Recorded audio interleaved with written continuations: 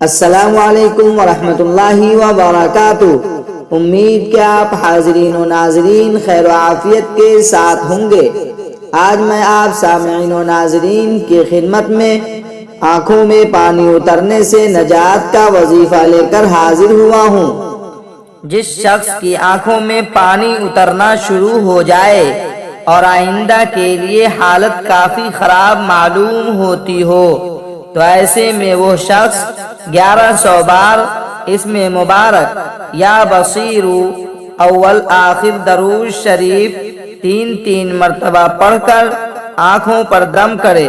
بفضلہ تعالی چند دنوں میں آنکھوں میں پانی اترنا بند ہو کر شفائے کاملہ حاصل ہوگی، لیکن ایسے شخص پر لازم ہے کہ اس عمل کو باقاعدگی سے کرتا رہے۔